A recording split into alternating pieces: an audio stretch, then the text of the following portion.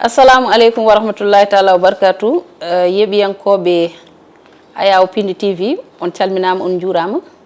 ɗo gonɗon eno gonirɗon min calmini on min juurima on min ñaguima duwaw min neldi duwaw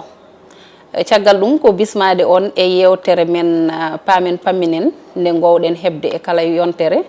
tawi ine ɗowna on ɗum Halimata Dia debbo mo jaara e Jammule eɗen kewi hen noon wondude e terɗe rédaction o no gowɗen wadde ni tan e kala e saaha hande kadi en garti ɓe mbi aadi bil aadi salade aadi ɓuuri firtude aadi minenne min pirtata aadi ɗum saabi min garti kadi yewtidde e meɗen kono kadi ko e famminde en kadi e famodirde e meɗen e ko yowti e actualité ji leydi ndi hande noon gownoɗen wondude ko terɗe ɗiɗi e rédaction o yanta men wona taro kono hande ko e Elage Abbas Sarr tan joɗuɗen ɗo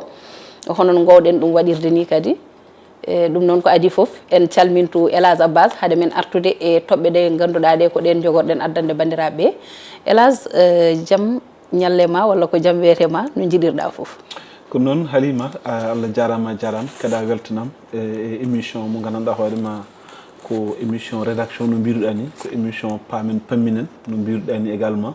donc ko adi foof en calmini dendagal yeeɓiyankoɓe Piindi TV te ɓe mbawi wonde enen mbawi wonide e Doudou Baba Adamo kala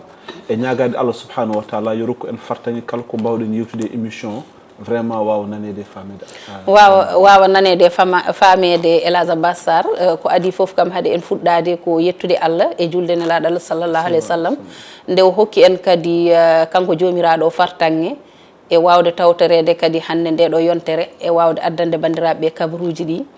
en jetti kadi jignaɓe ɓe en ñaguima nde Allah ɓumnata ƴiye kamɓe ma ɓe julɓe kala ko adi foof garen tawo e gardidi yewtere nde woni toɓɓe ɗe ganduɗa ɗe kañumen cuɓiɗen e nder actualité leydi Sénégal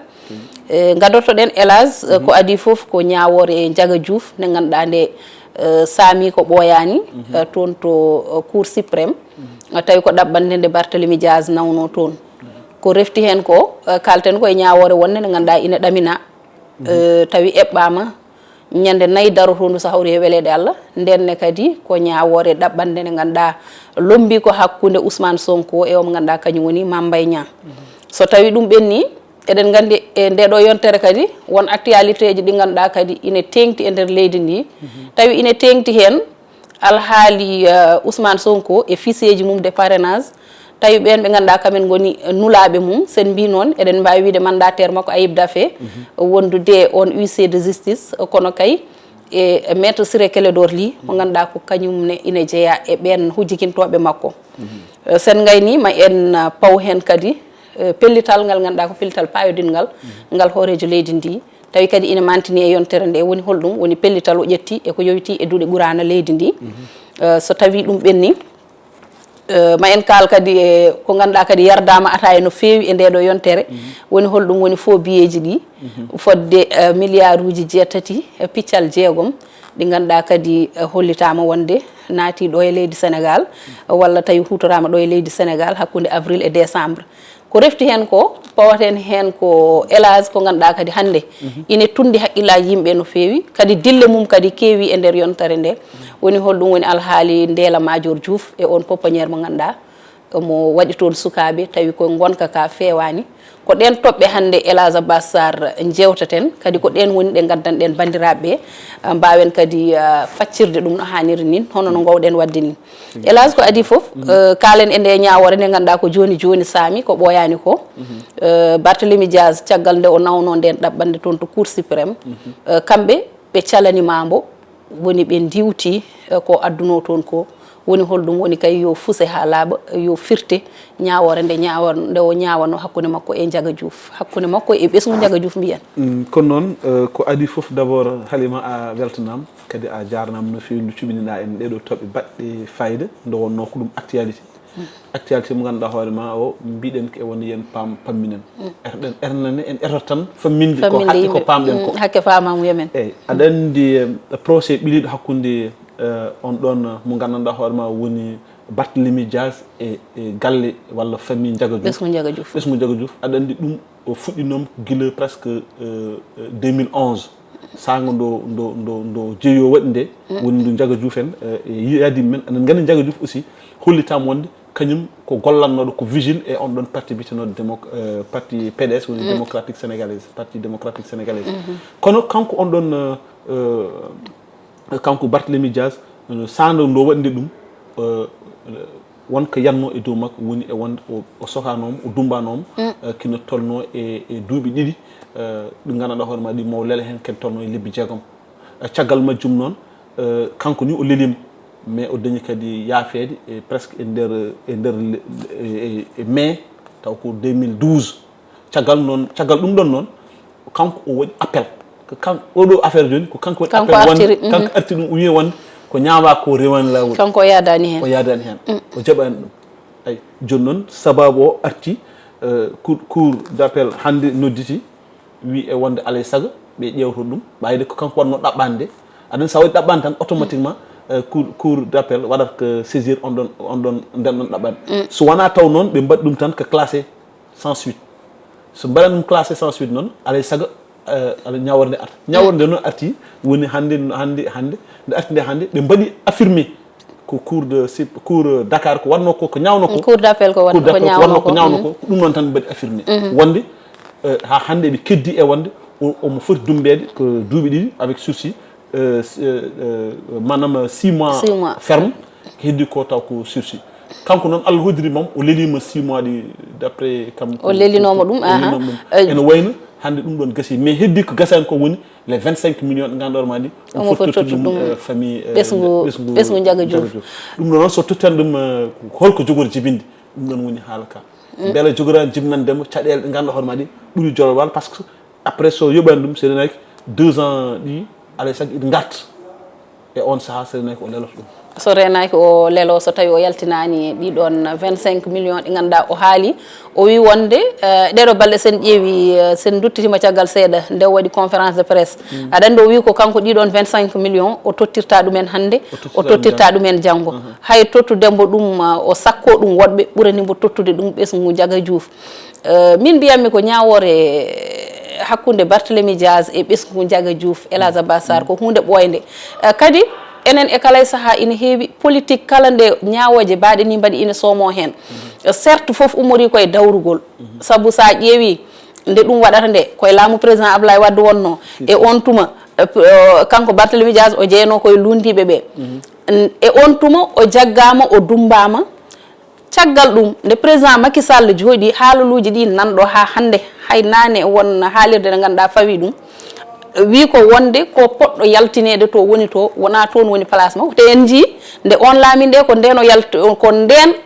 o yaltuno toon to dumbirdu to caggal ɗum nde o yeehi ha o natti yaadude mumen kanko e Khalifa Ababacar Sall Elhadji ko nden nde ɗon ñawore kadi ummitina kadi wonti kadi o ñaawa ko way noon ko donc firti ko dawrugol ngol e kala e saaha ina natta hen ha jaaha wonɓe ganduɗa so tawi koɓe ganduɗa hen haydara ma wonno ñaawiri ɗum taw wona noon yaari kono kadi noɓe mbaɗirta ni kadi alay saago kadi yimɓeɓe kadi ko noon ñaawirta saabu so woni hande an enen gondi landa an woni gardiɗo o min ko mboɗono wonde ma so mboɗo wonde ma ko jamma jaam hendu ɓumdu somi wondani ma mi itta goɗɗum mi ara mi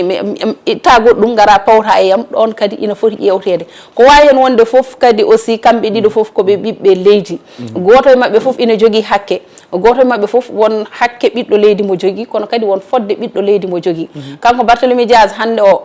wiyata kanko ko toñaɗo sa ƴeewi ko waɗimo artirde ɗum ko waɗimo nawde ɗum appel ko wiidemo wonde kanko ko toñaɗo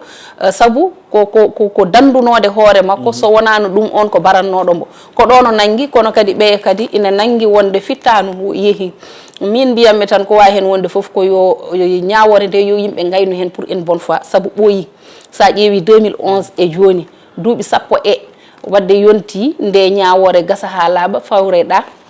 hande o kanko e hoore makko jaftoɗa en général ko ɗum ɗon woni caɗele Sénégal ɓe gasnata haydara gasata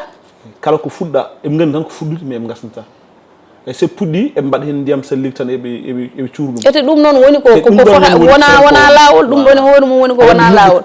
kala décision mbaɗaɗo yo rewe ha joofa rewe ha horta kadi ko woni hen ko hoto wonde min mboɗo wonde e laamu tan ko ɓuuri hen labde e lawol ko min yanata yiyam ɗum e hoore mum ɗum wona lawol ɗum noon wadde 90% e caɗele ɗe ko jinggande min ko enen gondi ɓayde enen gondi tan mi faw jungal fawa en jungo ma hono no président wadnoɗo haaldunoɗo ko ɓoyani hay so woni yimɓe jiiɗa nande ɗum ɗon hélas ko ɗum woni ko woni hen leydi ndi te kadi ɗum ko hunde nde ganduɗa fotani wonde lawol ko lawol dawrugol ko dawrugol kono kadi lawol ko lawol ko gonga noon kadi won gueɗe alay saago nattodira e dawrugol kono noon kadi so tawi ko hakke ɓiɗɗo leydi daari yoɓe mbaɗ feere ɓe mbaɗa ɗum no hanniri ni ko ɗum woni ko foti wonde en tout cas hannde cour suprême ko salanima Barthélémy Dias nden ɗaɓɓande e joni noon heddoto ko fayi arde ƴeewen kadi holko jogori yaltoyde hen beele kanko Barthélémy Dias mawo tottir ɗiɗon 25 millions ɗi ganduɗa ko ɓesgu Ndiaga Diouf o foti ɗum tottude walla ala walla kadi so tawi o cas où o tottirani ɗiɗon 25 millions holko jogori heɓtademo hen to banggue lawol to banggue jaggue ɗe ganduɗa o mona hen e foof ɗum foof ko woni yeeso daɗa guite ina gasa ko fayi ardema en gandoy so hawri e welede Allah kono ɗum hélas keddotoɗen nde ha hande koye fannu ñawoje kono kadi ko banggue goɗɗo saabu oɗo ndeɗo ñawore lombi ko hakkude Mame Mbaye Niang e on mo ganduɗa kañum woni Ousmane Sonko ñawore nde kadi nde ganduɗa ñawanoma ha gasi kono kadi Ousmane Sonko kañum e hoore mum ko kañum waɗi ndeɗo ɗaɓɓande kadi wonde yo ndeɗon ñawore firte saabi o nayi ɗum pourvoi en cassation cour suprême ƴetti pellital ko ñande 4 lewru janvier jogori yurnitade ɗeɗon gueɗe an holko cikkuɗa walla holko ɗaminiɗa ma heeɓe en e on fannu aɗa andi des fois aɗa yiya joomum en général ko ɓuuri ko hewde e waɗoɓe appel ko wasde hoolade justice mumen aɗa andi oɗo ndeɗo ñawore ko yanina ha gasi déjà parce que yanina guila le 8 mai 2023 addanno ko ɗum yande woni comme par exemple kanko Ousmane Sonko o waɗama condamné 6 mois ɗo lelatake kono omo foti yobde 200 millions ayi mais kanko o yi tan kanko o ala droit waɗede condamné et malgré ko fawa koye makko par ce que kanko ko tumnoɗo Mame Mbaye Niang ko tumi ko Mame Mbaye Niang o wiya tan ko yo addu preuve holɗo fawi e wonde on ɗon ñaami dalil mais malheureusement o ronkama yo ɗum yaltu wadde ɗum aɗa sa tuumi neɗɗo a ronki yaltinde preuve ka toñƴo neɗɗo wona sa toñi neɗɗo noon ñawore so fawimi dow ma ko no wawi fayrade dow ma foof hankkadi an aɗa foti heddade hen jaaɓa poɗɗa ko heddade hen jaaɓa aɗa foti heddade hen jaaɓa ganda carrément ɗum ɗo ko fawi dow ma par ce que an fawi ko ganduɗa hoore ma ko rewani lawol par ce que sinno hande kanko Ousmane Sonko ko haalno ko jogui des preuves ko Mame Mbaye Niang kañum jogori o hebde ko heeɓi ko manam waɗede condamné walla fawe kadi amude ɗi ganduɗa hoore ma kono noon kadi omo jogui hakke wadde no waɗi ni saabu sa ƴeewi ñawore nde adinoma ñawede kanko Mame Mbaye Niang ko kanko adi wiide wonde ko ñawa ko o yadani hen ɓe duttini caggal nde ɓe duttini ɗum ɗo woni ko heeɓa hen hande kanko Sonko e hoore makko kanko ne o nawti ɗum beele ma waw kadi ñawtede hande o beele ma ñawte walla ñawtetake ko ñande 4 lewru janvier so hawri e welede Allah darotono ko nden andate beele kamɓe koɓe ñaawi ɗon Sonko ko hen ɓe keddoto so nden yonti la budde Sonko ɗin 200 millions ɗi ganduɗa wiyama wonde yamirama yo totta ɗum Mame Mbaye Niang la budde o totta ɗum so ɗum ala kadi laabi goɗɗi ina goodi gam oɗon alhaali caggal ɗum Elage Abbas payten koye toɓɓere men tataɓere nde ko ɗeɗo balɗe en jii guila de ñawowo kadi wi wonde Ousmane Sonko yo watte e nder doggol sumgoji ɗi en garino hen ñande en yamiri wonde yo watte e doggol sumgoji ɗi caggal nde ɓe jeehi administration ko kañum faddiɓe wi wonde ɓe keɓata ko ganduɗa ko kañum woni ficeji ɗi woni noon ya gartaji ɗi ganduɗa e ndeɗo yontere kamɓe nulaɓe Sonko ɓe woni huissier de justice o woni kanko mandataire o wondude goto e hujjikintoɓe makko ɓe mbaɗi ya gartaji haaɓe tampi ɓe jeehi DGE ɓe jeehi direction générale des élections ɓe jeehi kadi caisse de dépôt et consignation ha kadi e DAF ha kadi ɓe battidori ko toon to ganduɗa kañum woni jagorgal ɓe battidori ko jagorgal gal ganduɗa kañum halfina nden kay kisal leydi ndi caggal ɗum kanko Ousmane Sonko peeje makko foof ko faade cour constitutionnel gam ƴeewoyde les 7 sages ɗon ne Elage holno jiiruɗa ɗum ñawoɓe ɗiɗo kaali wonde dokki Ousmane Sonko gonga yo watte e doggol sumgoji ɗi jamiri yo watte kono de administration o wi ko tati memata jeenayyi cuwata o jaɓandemo ɗum eyyi aɗa andi d' abord aɗa andi kanko huissier makko woni Guillaume Sagna wondude Ayib Mouhamadou Ayib Daffé wondude maître Ciré Clédor Ly so Allah ɓe tampi par ce que a andat tigi keɓe gollat ko eɓe liggoto ɗum ko avec fermeté manam ko yiddi mabɓe nde eɓe jiiɗi wasa ñayede ɓe jiiɗi ko hebde ɓe jiiɗi ko yoɓe keɓ fandare mabɓe nde ko ɗum woni ko ɓe darani ko ɗum ɓe darani aɗa andi an Halimat min so mbeɗa hujjikinonoma alay saago mi yilo des arguments laaɓɓe ceerno wawa fawde table pour hollidde wonde an ko mbaɗatnom ko défendre ko ɗum ɗo woni gonga a faami joni noon kamɓe caggal kay nde ɓe keeɓi ndo Ousmane Sonko ñawakino tonno e laaɓi ɗiɗi woni Ziguinchor juge Sabali Faye artiga e Dakar kadi o rokkita gonga wonde on foti ruttinede e liste uji ɗi kono wona toon woni caɗele ɗe aɗan caɗele hoɗi goni caɗele ɗe goni ke kanko comme par exemple so yeehi direction générale des élections so yeehi toon ɓen calima ɗumin ndem ko probléme o woni ke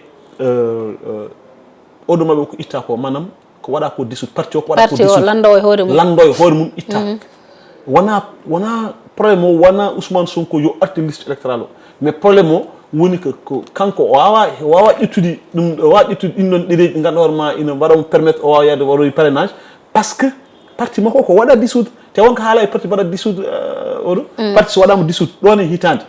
an e parti on ɗon gonnoɗa aɗa wonno e on ɗon parti a faami sa arini pour yidde wonde certaine gueɗe a wawa hebde ɗum haɗanma heɓe ɗum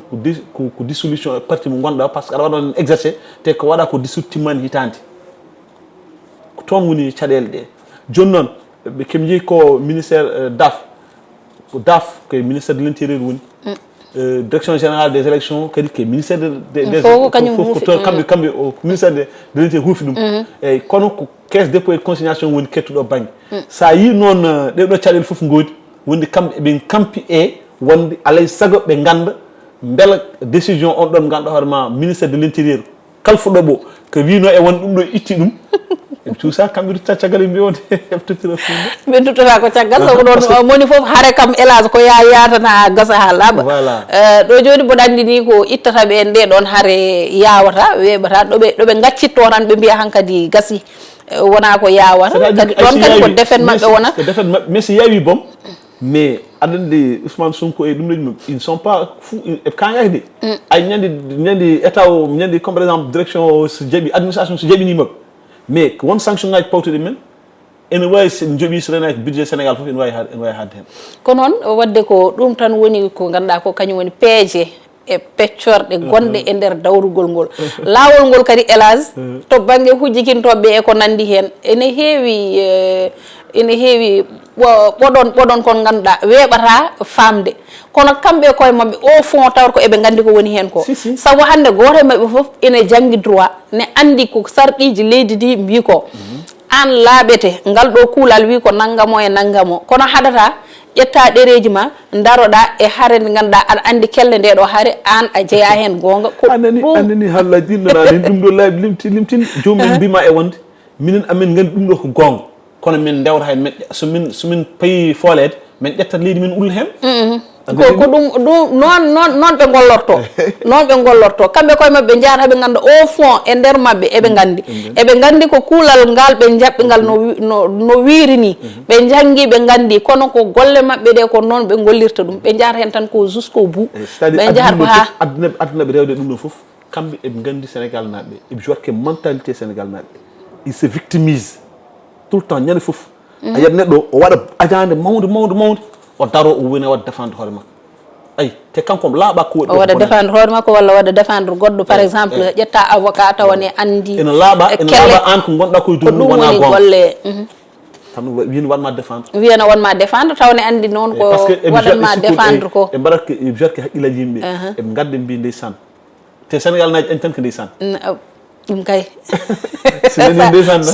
so yurminima tan so renaki yimɓe won ko toon fay awi sadio ndi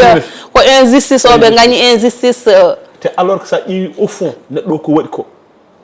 o jeri tan ko ittede boom catégoriquement e kalko fati leydi Sénégal saabu ƴewata ko hen saahaji élage ko wayno hande ɗeɗo ñawoje des fois jiiya ñawode nde ganduɗa comme ndeɗo toɓɓere nde ɓennuɗen joni Barthélémy Dias sen ƴetti yeeru hande ko kañum nawi pourvoi en cassation kono a yii ɗeɗo balɗe nde o yalti conférence de presse anani ko haali ɓe jiiɗi ko herƴinde candidature Khalifa Ababacar Sall yiɗa ko ni yiɗa ko na woɗɓe kadi woɗɓe go fof o jogori ko ittede e mairie ndi mais ɗon ko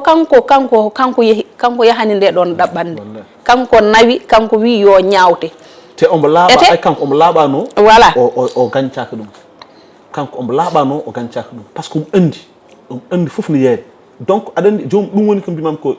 à chaque fois ɓe mbaɗat erreur tan gatan il se victimise en tout cas à chaque fois ɓe kolla yimɓe ko ganduɗa des fois tawa kamɓe koye mabɓe eɓe gandi e nder ko woni nder ko eɓe gandi kono ko waaɓe hen no yetto so en walla anami walla sar ko ɓen goni ɓeɓe ullata e guite mumen leydi tan hankkadi so nani tol tan hankkadi mbiya tokket tan wona ko ganduɗa koko ɗum en tout cas so tawi kam koto banggue dawriyankoɓe min mbiyami ko hunde fof kamɓe tous les moyens sont bons tous les moyens sont bons kamɓe ko yooɓe dañ tan koɓe jiiɗi ko fandare mabɓe nde yooɓe keeb ɗum kono tan enenne hen saahaji eɗen poti andude eɗen poti famminede ha paamen mbawen andude janggo e jaam ganden no darortoɗen hélas en jaltat e ñawoje ɗe payeten koye pellital bangal fayida ngal ganduɗa hoorejo leydi président Macky Sall ƴetti ɗum e ko yowiti e ɗin daaraji woni duuɗe ɓurana ɗe kanko kay o darani ko ƴellidde ɗeɗo duuɗe ɓurana no hanniri ni ha jaada e jamanu en jiini e conseil des ministres ɓennuɗo ɗo o e ñande alarba nde o ƴetti hen pellital payodingal o waɗi hen direction hani directeur nomama hen gam ɗiɗon daaraji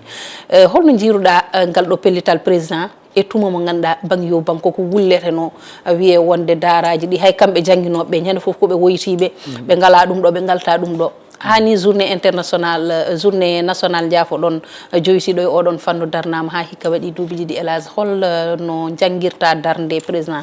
e ɗiɗon daaraji eyyi ko adi fof d' abord ko yettudema aɗa andi daara alquran kam sa darinima ɗum tan ko ene wayno ko Allah dariniɗa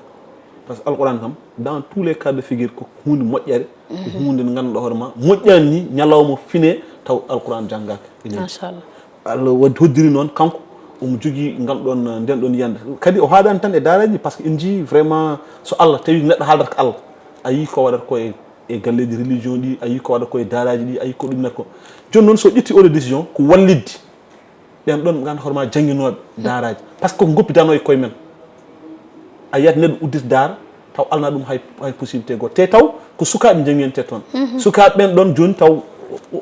ponno ko dañde ɓeyto sukaɓe ganduɗa hoorema nen nanna école taw ko école française walla gueɗe mbaɗ noon en nen waɗa bénéficié ko ganduɗa hoorema ko kamɓe ɓe donka ɗum wadde bénéficié kamɓe ɓe donka ɗum hedde non seulement kamɓe jangguinoɓe ɓe keɓata ɗum mais également janggoɓe sukaɓe janggoɓe koye mumen donc kanko nden ɗon yande Allah andi holto eɓɓi ɗum mais kam ko ɗum yande wande fayida par ce que sa ƴeewi joni e nder nden ɗon on ɗon décision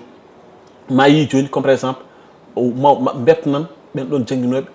gollorɗe ɗe gandanɗa hoore ma ɗe ko wayno guese en ko wayno ko gandanɗa hoore ma ko formation ngaji en ko wayno ko gandanɗa hoore ma ko ɗum ɗo ene wawa nawtude wadde manam ɓamtude alqouranul karim foof ene tawe ɗin ɗon on ɗon décision donc mbiten tan ko alhamdulillah gueɗel gotel noon mbatten en reproché enen woni comme par exemple en kalini ɗum ñandeno e olel min warata min waɗa ɗum reproché ko yidde so tawi en wawa nanade ka koreji men ɗi fuutankoɓe mbatta hakkillaji men e wawde par ce que hunde saɗa walla hen yata waɗa jogui ɗum kayitaji enen koreji men a yiyata neɗɗo jogo duɗal mbaɗngal fodde temedde elweɗe mais taw Allah hay ballal goral heɓata ɗum sababu ngakkere ngal ɗon ballal ko wasi wadde formalisé enen mi wiyani yen goppi ko aada men o kono tinnoɗen mbatten so yeehi ha laamu yanti hen yoɓe kamɓene yoɓe jantu hen ɓe ndewrano wirani lajji ay aduna o no yarat ni enen poɗɗen ko yarude hon aduna o yarata wota lelɗen tan aduna sone ɓosa ɓosat jaada e mum mais sa wi min ko Allah ko kaɗam tanki ɗum ɗo bon finalement an ko yimɓe dañata ko a watta hen a wawata dañde hen ayan hande hol ɓurɗo sukaɓe fuutankoɓe wawde janggude alquran karim ala machallah kono pourquoi kamɓe ɓe jeytaki e compétition ngaji mbaɗuɗi journée nationale ɗo journée ji voilà journée nationale ngal ɗorma cuuliguel so janggi jofni ina heeɓa à peu près comme par exemple enveloppe 200 millions jangde de nan mais on 200 millions asigi ɓinguel men wallahi ɗum hande bon mi wiyani noon pour ko kamɓe tan puɗɗum ɗumin mais jiɗmi wi tan e poti firtude gueɗe mabɓe kamɓe ne ɓe jeeyi ɗum ɗon ɓe mbatta jeeyede hen ko noon waɗi mbiɗa noon nokkuɗo foof faari koye hunuko muɗum c'est ça kono hélas mi ruttoɗon e ma seeɗa cikkuɗa président nde ɗo darde nde o dari beele ma ittu ko ganduɗa ko woni ɗo e nder leydi ndi ko faate ɗeɗon duuɗe ɓurana e surtout sukaɓeɓe gonkaji mumen ɗi no wayni en ji sa ƴeewi ɓen janggoɓe wone sernaɓe ɓe ganduɗa jangde ni ala to mumen ɓe jaafo won e mumen mbimi wonɓe ganduɗa jangde ala toon woodi tan ko yaade yo jiiloyo jaaha jeeloyo won hen ni aɗa yiya mbiye wonde sa artirani temedere ko caɗele wontantuma ha goɗɗum e goɗɗum heeƴa hen aɗa andi Halima ɗon min sa haalɗon tan min mbaɗanmi ko mbaɗanmi ɗum ko ɗum responsabilité partagée jimnaɓe sukaɓe ƴetta ɓiye manam dogde responsabilité jimnaɓe en jeeya hen par ce que pour ɗum ɗon wawa iwde an Halima min mi ƴetta ɓiyam mbeɗa resnuma hay budɗi ɗum wawa tuttudem mais min mi liggaki Halima mi liggaki hay nokku ke alqur'an o rantimam mbeɗa yimon subaka alpini fof waran yimon jangge ɗumini mais min mi ñamata mi yarata mbeɗa wonde gallam fof mi waɗ fof ala fof dañam ɗum je suis obligé serenaki mi yimon wi sukaɓe jeeloyde en tout cas joni noon jeeloyɗe o hawre kadi serenɓe taw ko serenɓe yo Allah eɓe jaafo taw ko serenɓe jaja walla serenɓe sosan kañumen profite en occasion mbi e wonde kañumen ƴetta sukaɓe jaja goɗɗo ƴetta fodde temedere cukalel te taw kañumen sar walla cooso e hattinan en andi hattinande ɗum en hattinande ƴetta uddire daara wi e wonde yo galle mo uddito en yooɓe hen lois wiye wonde hen ñamata hen yarata yo sukaɓeɓe jaa jeeloyo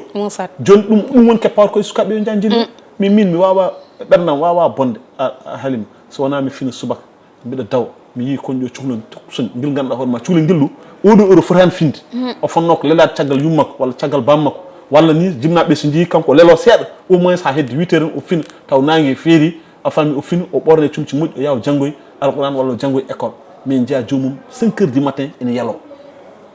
walla jiya ɗumen place mumen wona ɗo jiyata ɗumen ɗi à chaque fois aɗa andi ɗum haɓama ɗo kaɓima ɗum seeɗen ɓe gulli mbi e wonde jeelare fotani ittede jeelare naggam gonga jeelare fotani ittede jeelare addi ɗum ko neɗɗo almudo haw daño jikku mo ganduɗa hoorema o lista kiniɗe ɗum tahata neɗɗo wiye ya yuli kono nden wondi ko jeelari nden e jeelari joni jiida sa ƴeewi ni to banggue jeelari to so tawi en jumpi toon seeɗa hande aɗa yiya ɓe ganduɗa wona janggude ni waɗi ɗumen yelade aɗa yiya pinɗo tan hélas ƴetta sukaɓe muɗum tan fawa e bedda wiye yo ja yeloyo sikke wonde ko almudo tawa ayi ɗum ñan foof ɓenniɓe tan ɓenngal ummiɓe guurmen ɗanni ala ko addi ɗumen ɗo so wona goni ke surtout hay ɗum ɗon ne foti ƴewtede hen to banggue juɓɓudi ndi e ko nandi hen ɓen ɓe ganduɗa garat ɗo gummo banggueji goɗɗi gara ga ala ko addata ɗumen sowona ɗum e dow laabi ɗi jiiɓodira e almuɓe e ko nandi hen en tout cas nde ɗo yiyande walla ngal ɗo pellital ngal président addi enen kam en jonna ɗum tan en tout cas en woni hen tan gueɗel gotel ganduɗa hoorema ko eɓɓani ɗo ƴetti nde comme par exemple jomumen dañane guesen ɗum ɗon en waɗa permettre mataw ma waw ustude ko mbiyata ko affaire jeelari ndu ko noon ma waw ustude ɗum donc mbiyaten tan ko président ƴetti pellital badgal fayida wadde yoɓe mbaɗ feere ɓe juɓɓina ɗum no hanniri ni élage hojomaji meɗen nana gasate ko timɗen ɗo hon heddi seeɗa caméraman men nana waɗami signalé fo biyeji ɗi tan mbaɗen tan morlal jiire fo biyeji ɗi en jii ko ɓoyani ko so tawi en tungnima e kabaruji jayde libération yaltinino ɗo wonde ɗeɗo balɗe jawtuɗe nder yontere nde fodde milliard uji jeetati piccal jeegom nanggama e alhaali oɗon faux billet tawi ko ɗum ko hakkude avril e décembre alhaali faux billet woni caɗele ɗe ganduɗa ina teska ko heewi e nder leydi ndi toujours aɗa nana ɓeɗo jaggama hen ɓe jaggama hen kono haɗani ha hande nana e nder leydi ndi hélas eyyi ɗum woni ko kewmi ko wi tan mbimi Sénégal rewata ha joofa ay probléme faux billet oɗo wona oɗo wona ndeɗo hitan tan fuɗɗide pour les signal là chaque année ma nan te kadi a nanat boom des autorités taw ko yimɓe ɓe ganduɗa ma fonnoɓe hadde ɗum ɗon nanggam oro woɗɗo e Bougazali police nanggam politique e landa laamu te yahani hay nokku yata police nanggam ɗo gendarme nanggam ɗo ay faux on ɗon faux billet on ɗon o rew haw naati yimɓe watti nana faux gendarme faux policier faux médecin hankkandi foof wonti faux journaliste ala fof ka nanta ko gandanɗa hoorema gueɗe ɗe gandanɗa hoorema ɗi fotano wonde hantiraji en hantiriɗi faux billet noon en muusi ɓuuri hen muusi foof ɓuuri hen jogorde hen ɓuuri hen lorade foof comme hande sen mbimam ko kem toon 6 milliards mais canka min joni ɓe jogi kuluɗi est ce que 8 min milliards président ko jogi 8 milliards 8 milliards est ce que min e hoɗam min oɗo jaho est ce que kalis mo tottimo est ce que ala so renaki kay moni foof hankkadi ko yo wattu hakkille mum saabu o ka en koporeje ne keewi an sa jaggram fo biye bel kariya ko ɗiɗɗa ɗum te a anda a anda aɗa wawi yaade ɗoy e oɗon wiite ni waɗoɓe échange monnaie ɓe tottuma kalis taw fof biyen soomi hen nanɗon transfert uji ɗi eko nandi hen cooda dutteɗa taw ko fof biye ɗum kam ko hunde nde ganduɗa koko huftidini yimɓeɓe foof so renaki so tawi woodi no wayi yimɓe foof ma mémoire ɗumen kadi caɗele ɗe kadi gonata ko dendade ko caɗele kuptidinɗe gonata kadi e oɗo tuma mo ganduɗa élection ngaji nana ɓatti ɗen koporeje poɗɗe ni foof so tawi wiyama nani e nder leydi meɗen to banggue fo biye en tout cas yontinde ƴewtoɗen moni foof kam kal keɓɗo kalis yo ren moni fo yo wattu hakkille e hoore muɗum ƴeewa no moƴƴi haymo anda fo biye yo wat feere ƴeewa ko en aali faalen ƴeewano ɗum no moƴƴi beele ɗum ko fo biye walla wona fo biye hélas morlal jiira tan no mbimi ni gayniren e alhaali Ndella Madior Diouf ene jeeya e hande ko ɓuuri yardede ata e leydi ndi ƴettude tigguyon tokoson waɗa ɗumen e nokku wiye koye pépiniére woni tawa gonka ka fewani hani ko goto e gollotonoɓe ɓen jalti kaali gonka sukaɓeɓe so tawi a heeɗima ɗum hélas walla sa yiiɓi ɗum sa renaki hayso gongol ma woni ko teppere a woyat Allah e kon ɗo tigguyon hunde kadi nde ganduɗa yonnaka kadi ko ɓuuri hen musde jomum ala hay agrément gam wawde moftude ɓen sukaɓe gonka ka kadi tawamane hantori ɗi hélas holko pamɗa e ɗum aɗa andi ɗum woni ko mataw mi saftara haali ɗum woni ko mbiyatmi ko tan ñande fof fo aɗa andi kanko Ndella joni hannde vraiment o wonɗo sikkano peut être mataw ko ɗum o jogui mais jaaha haɗa uddide ko foti ni hay agrément goto ala hay kayit goto jamirɗomo ya waɗɗa ala welsinade nde wona e makko hulde yontide aɗa welsinade nde wona e makko kulol de yonti e Sénégal eyyi kono welsinade nde wona e makko welsinade nde woni ke laamu ko futtino laamu ngu yimɓe tini par ce que kanko o joguima ɗo sukaɓe o inniri ɗumen ala holmo innirani ɗo autorité ji ɗi hay an o innirima ala min mi heɓani ɗon min ɓayram heɓani ɗon ala mi ɓayrani ɗon baɗɗo célèbre anini innirama toon ɓinguel Sadio Mané en président Macky Sall en Sonko Mariame Faye Sall en Sonko en Youssou Ndour en en tout cas a famille neɗɗo foof mais ɗum holko te joɗɗa ha ɓoye nodda jomumen mbiya tokara ma ni walla ko neldata tokara ma e ko nandi hen sénégalais min mi ronki famde hol probléme sénégalais so wonani yidde dañde taw tampa hol caɗele men te wiye waɓe no Ndella Madior Diouf en kay vraiment ko rewɓe ɓe ganduɗa ni mbiyatano wonde kañumen ko rewɓe dariɓe darima e dawrugol ha woodi ɗo inde men tolni jeehi hane uddita entreprise uji woni gollore ɗe kanko hay haalirde omo jogui n'est ce pas eyyi mais aɗa andi yidde hande ko yidde nde fooli yimɓe ay milliard uji nanta ɗi fof milliard uji ko ɗum ɗo addi ɗum yidde nde foori yimɓe a yiyat neɗɗo yiɗo ha yawta kerol ko ɗum de a faami an halima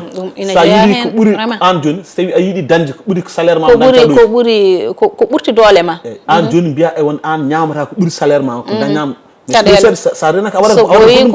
ko goɗɗum mbatta ko ganduɗa fotani wonde ina laaɓi yimɓe jaaha gujjoyi jaaha mbaɗoy ko ala e lawol rewɓe gona udde cuuɗi men ko mbimi ko joni tan tous les moyens sont bons pour mbawa dañde no puntirɗa yimɓeɓe walla no keɓirɗa e yimɓeɓe no ñamirɗa e mumen mbeɓi ayani yimɓe mbeɓi ha ɓurti halima yimɓe mbeɓi pamata jaɓata pour ñande fo de ene weeɓi ñande foof yimɓe ne jiiya ɗo ko poti ko ganduɗa kono foti pindinde ɗumen ha tan faw kono malheureusement ñande foof yimɓe ne jiiya kawuji ɗi ganduɗa hélas ko hono mbaɗi ni min kam mbiyami ko ɗo joni kam lawol waɗi hen junggo muɗum tawde woni o fawama junggo o mona e juuɗe lawol ɓen sukaɓe kadi laamu ngu darima lang ha yeehi addoyi sukaɓe ɓe woodi e nokkuji ɗi ganduɗa ko nokkuji cirɗi kadi ko laaɓɗi ko hen mbaɗa hayso woni kam e kabaruji hollitama wonde woni ɓen sukaɓe ɗiɗo ɓe ganduɗa mbasi fittali mumen te kadi sa heeɗima hélas gonka ka no oye suka debbo liggotonoɗo to no haaliri ni ɗum ɗo mbiyata ni ko min mbiyami ko kanko holto ɓernde makko en tant que debbo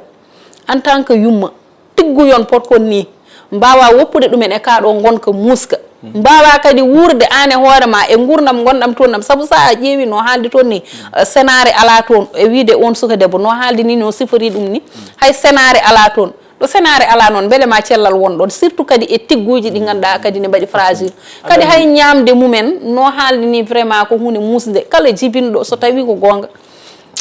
e ɗum mus hélas aɗa andi ma jaafu ɗon mais ay debbo so welti moƴƴude forta kono so welti bonde kadi fotta est ce que ɗum woni an wi min noon ay par ce que waɗi wiide noon tan hande sa yi an haali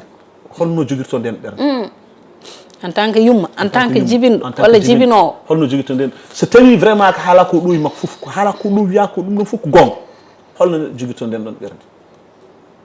ne hawni nden ɗon ɓerde noon ma taw ɗum ene heewi ayi wona yiyat debbo ƴetta ndiyam ngulɗam pasɗam wance debbo hono